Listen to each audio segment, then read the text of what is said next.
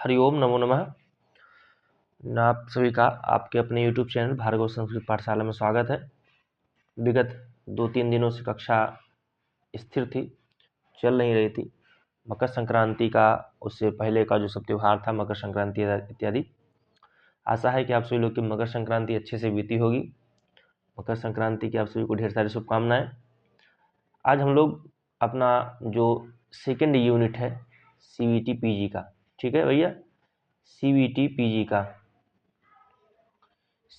PG MA Sanskrit का जो second unit हम लोग का व्याकरण, आज से हम लोग शुरू कर रहे हैं और धीरे धीरे हम लोग व्याकरण भी खत्म कर देंगे। व्याकरण को खत्म करने के पश्चात हम लोग क्वेश्चन आर करेंगे, ठीक है। थोड़ा सा प्रश्न इसमें से पूछ लेता है, क्षम्यताम।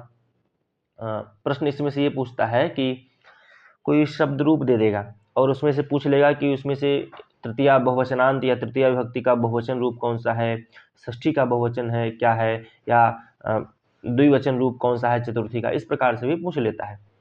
तो हम लोग आज राम शब्द से देखेंगे। राम शब्द आकारांत पुल्लिंग शब्द है, ठीक है। आकार है अंत में जिसके, ऐसा पुल्लिंग शब्द, ठीक है। राम जैसे लिखते हैं राम, राम हो गया। तो इस राम के जो मकार है, इस मकार में आ है, ठीक है। तो आकार अंत है इस राम में। तो आइए हम लोग शुरू करते हैं।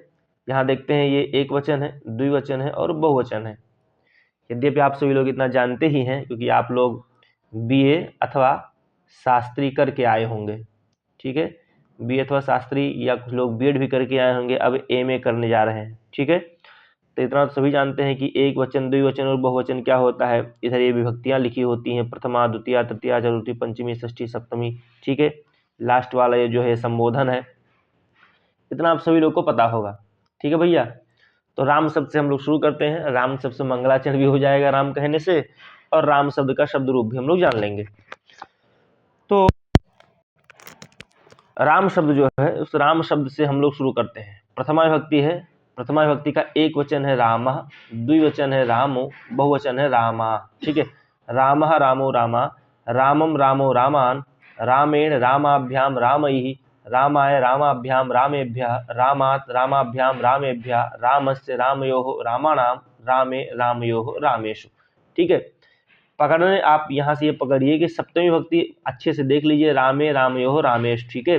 अगर कहीं गलती से सप्तमी विभक्ति का या रामेशु या कहीं भी सु अगर लग के आ गया, कल्पना कीजिए कि शायद सप्तमी विभक्ति होगा, ठीक है। क्योंकि यहाँ पर शब्द रूप में पूछ लेता है कि रामेभ्या दे देगा, रामयोः दे देगा, रामान दे देगा और रामेश दे देगा।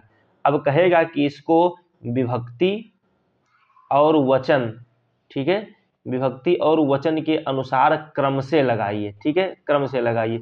तो अब हमको देखना है सबसे पहले कि इसमें कौन सी विभक्ति है, ठीक है। तो इसमें हम देखते हैं कि रामान जो है ये द्वितीय विभक्ति है, रामेभ्या जो है चतुर्थी का है, और रामयोः जो है षष्ठी का है, और रामेशु जो है सप्तमी का है, ठीक है। अब पहले ये हम लोग क्रम से लगा लिए। तो रामान द्वितीय का हो गया, तो सबसे पहले रामान लिख लेंगे, उसके बाद रामेभ्या लिख लेंगे, फिर रामयोः और रामेशु लिख लेंगे, ठीक है। ये तो विभक्ति क्रम से हो गया। अब वचन या वचन के क्रम से, तो एक वचन में कोई दिया नहीं है, द्विवचन का और तीन वचन का है। सबसे पहले रामयोः होगा क्योंकि द्विवचन का है, और बाकी ये सब विभक्ति के अनुसार क्रम से हो जाएंगे, तो ये बहुवचनांत हो जाएंगे।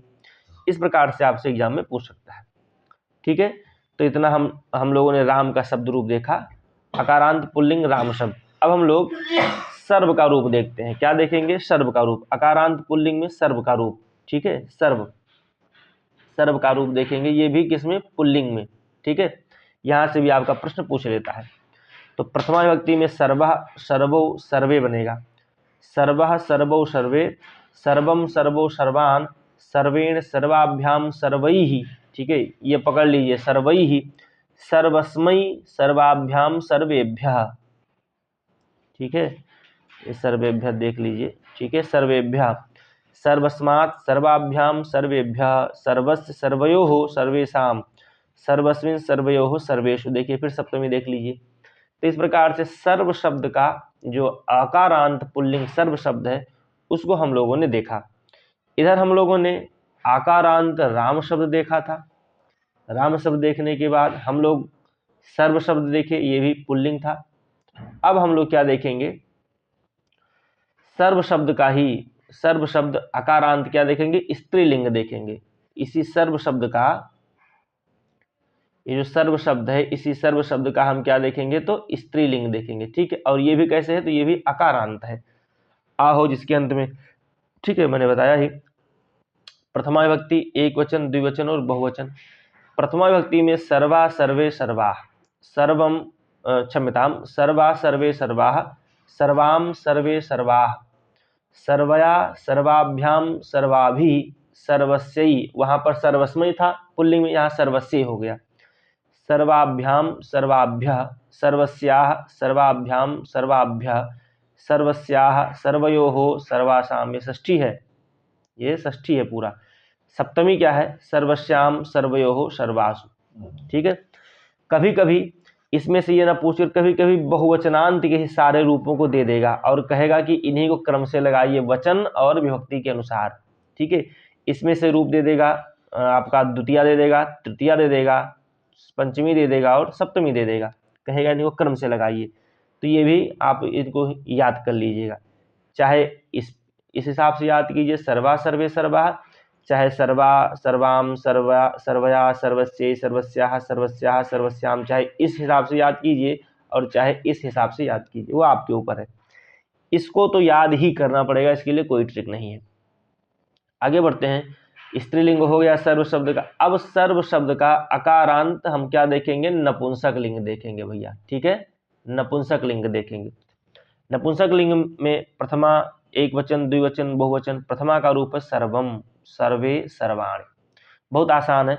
सर्वम सर्वे सर्वाणि, सर्वम सर्वे सर्वाणि, सर्वेण सर्वाभ्याम सर्वैः, सर्वस्मै सर्वाभ्याम सर्वेभ्यः, सर्वस्मात् सर्वाभ्याम सर्वेभ्यः, सर्वस्य सर्वयोः सर्वेषां, सर्वस्मिन् सर्वयोः सर्वेषु।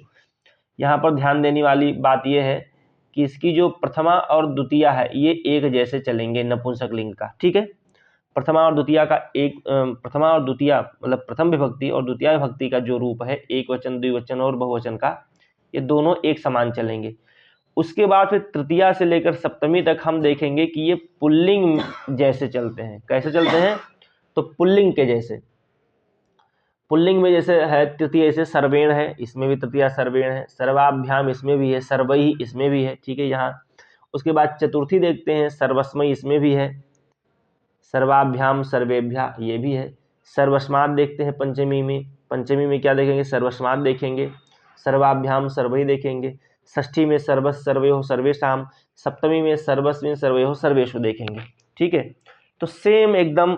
अगर हमने इस सर्व शब्द का हमने क्या कहा कि सर्व शब्द का हमने अगर पुल्लिंग याद कर लिया, सर्व शब्द का हमने पुल्लिंग अगर याद कर लिया है, तो जब हम नपुंसक लिंग की चर्चा करेंगे, ठीक है, नपुंसक लिंग की, तो नपुंसक लिंग में केवल प्रथमा और द्वितीया ये हमको तैयार करना है। ठीक है, नपुंसक लिंग का ये तैयार कर लेना है, क्योंकि पहली लाइन और दूसरी लाइन ये दोनों सेम ही चलेंगी, सर्वम सर्वे सर्वान, सर्वम सर्वे सर्वान। ठीक है, इस प्रकार से। और बाकी तृतीया से लेकर सप्तमी तक का ये जो रूप चलेगा ये सेम पुल्लिंग के जैसे है।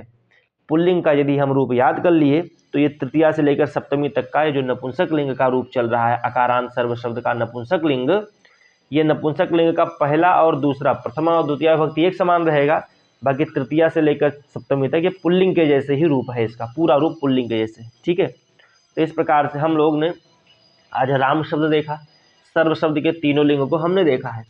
अब अगले लेक्चर में हम लोग विश्वपा शब्द को देखेंगे। ठीक है, तब तक हरिओम नमो नमः, अपनी तैयारी करते रहिए।